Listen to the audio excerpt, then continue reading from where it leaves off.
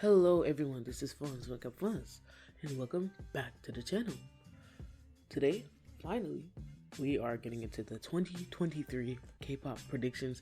Also, not just K-pop, there's a little bit more that involves Korea in general that I have made predictions about, or rather, will be making predictions about, and we're gonna get into that. Don't ask me no nothings about them videos that I was supposed to do for Christmas, because they will be coming to you, but something did surely get in my way that they are not quite on time. So instead of uploading like 25 videos in a singular day, I will upload them probably a day at a time. Anyways, we're just gonna jump straight into it. And our first, I guess, category is K-media general / Korea kind of in general. So first, straight up, that is still related to K-media, is that we are going to see almost a little bit of a weird fetishization / obsession with Korean internationals. So they might be either full-blooded or mixed, or maybe they're from another country. So they're gonna see a bit more shine and take more popularity halfway through the year to supercharge another link in the chain, which is the return of the traditional K-pop visual, who might look more aesthetically quote-unquote Korean, might look more quote-unquote natural, instead of like the recent shift / trend airing towards like ethereal beauty, almost beauty that you can't even really perceive. So it seems like what I feel is that transition is likely to happen at the end of 2023, leading into 24. So this is not something that we're going to see right away.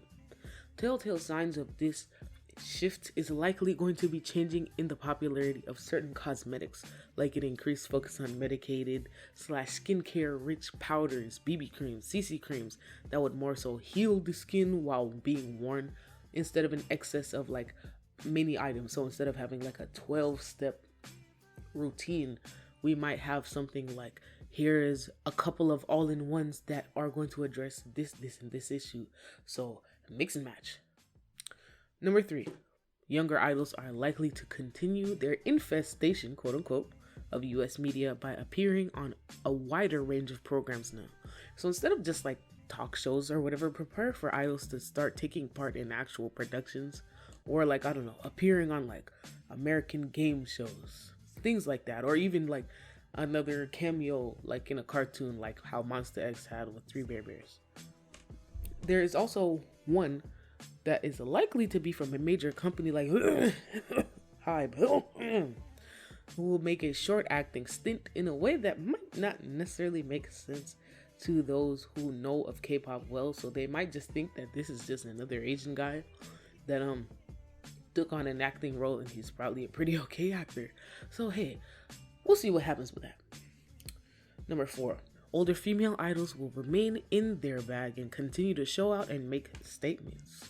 So this good fortune is likely also to transfer to older Korean female celebrities. Number 5, traditional TV programming might begin a fight to try to compete with web / online show programming. However, leading into number 6, this might lead to, if there has not already been some buzz about some staff trying to uprise / fight for their rights and expose, kind of the horrors that they experience. Number 7, this is kind of a more Korea international vibe, is that we might start to see a change in the prioritization and the requirements for certain visas. So let's say, for example, how fully blooded Koreans might have a more priority to get like, I don't know, have an easier of access of like, let's say, I don't know, their immigration, whatever it is. Things like that. Stuff like that is likely to be changing. Number 8, we are likely to see a revelation of some anti-feminists in the celebrity world. And for those of you who don't know too much about, feminism and anti-feminism in Korea, I suggest that you go take a look into that, because it's actually kind of a very hot button topic. So it's not necessarily like US feminism and, US anti-feminism. That's debatable. But anyways, Look into it, and then you'll understand why I said that and why it could be kind of controversial that, maybe somebody's fave is revealed as an anti-feminist. Anyways, there might be a return to, number 8, there might be a return to idols using and making stage names. They might not necessarily err on the side that doesn't make, quote unquote, make sense. So it could be something like they're still mixing around like their first names or the characters of their name, or they choose something that's still kind of related to their personality or makes sense. So hey, number 10, we might have some faux nostalgia revival, nostalgia for old K-pop specifically. But it's going to be the more desirable and more palatable version of older K-pop, ranging first and second gen, and it's probably going to be given another try, or at least an imitation of the sound.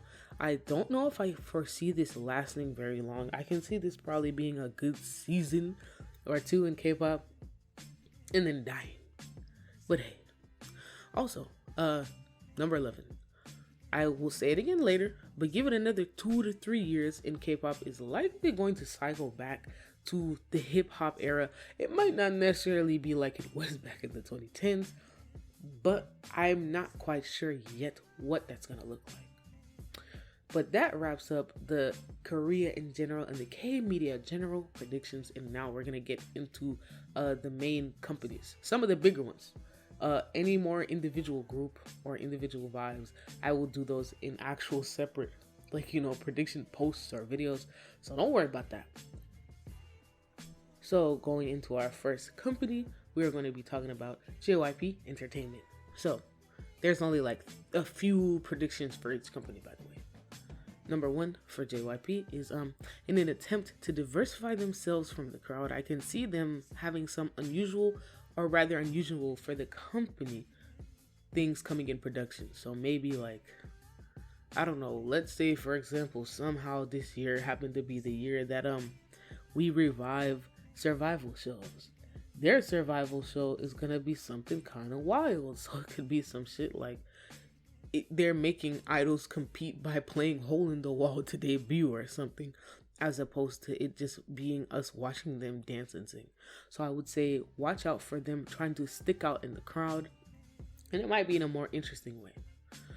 Number 2, the younger groups are going to keep taking Monster priority. So we'll see if the remaining older groups will keep taking it on the chin. We'll see if they manage to what's going on with that. We'll see. Number 3, Stray Kids is probably likely to oscillate still between trying new sound, but also cultivating their own as usual. I mean, hey, that's not probably terribly a surprise to anybody who's a stay, or anybody who's probably been a stay for a long time. Anyway, moving on to Hype. They will be in their Japanese bag real bad. They might switch the focus of their groups and try to cultivate really strong Japanese audiences before throwing around the occasional English release. Kind of also subsection to this 1A. Strangely to me, it feels like one of their girl groups is likely to release an English single or even like an English mini album before TXT, which you'd think like the older groups might get priority, but it seems not. So yeah, and also Jimin Solo, we knew this, or hopefully, we knew this because it's like, we've been waiting for it. Moving on to YG. I know YG has got some stuff in the hot water right now, and I will be addressing that in a whole separate video. So, number 1, I can see some more issues in Treasure occurring, and it feels like it's because there's something that went wrong internally that just hasn't been prioritized to be fixed, or just has not been able to be fixed, and it's going to make it difficult for the members. It's going to be what affects them, even though it's not necessarily their fault, because they are not fully in control of their logistics and everything that goes on with that. So it's weird. Number 2, the company is likely to be rebranding. They will attempt to repair their reputation. They might even change their logo. They are going to switch it up 100%. So those who, unless we keep our memory sharp and we remember what YG is like, they might succeed in changing their own history. So hey, number 3, if there feels like there is A new girl group in production, they are likely to be halted, but it seems like not necessarily fully halted. They might be still released this year. It just seems that their debut date hasn't been they've been playing ping pong with it. So we'll see what happens with that. Next, SM. I can see the company lying low in the beginning quarter of 23 because of some major clashing of scheduling or somebody hugely fucking up the bag. Specifically, number 2, if there is tentative release for a new group, I can see this being a boy group rather than a girl group. They are going to be revealed to the public in a way that might be on accident. So something like, let's say the social media, like an Instagram or a Twitter being launched way too soon, and that would lead somebody to go snooping, and it would lead them all the way up the paper trail to finding like the trademarks that the company tried to land for this group. Yikes. So, number 3, this this boy group, quote unquote, is likely going to feel a little bit revolutionary only because they're probably going to be bringing back a certain sort of dance style. So this could be like popping / b-boying. Like they might mix complicated dance with also bringing a sense of fluidity like in b-boying. So like formations, and I almost even hesitate to say like acrobatics. Like that shit was not hurting idols back in the day, but hey, we'll see what happens. Because who knows? I could be wrong. That's just what it is with predictions. And one of our last categories is miscellaneous / soloist. There's also not very much here because I would like to reserve all of the other good juicy meat for whenever I do individual predictions. So, number 1, Hyuna is going to get to work this year. Look forward to her coming out more with more content at the midpoint of the year likely, and her relationship status is likely going to remain ambiguous. So if this means she and Dawn got back together, she ain't gonna be too hot to tell everybody and their mama about it right away. But if she's single, she's just gonna kind of mind her motherfucking business. Number 2, B.I. will likely make some more appearances in the public.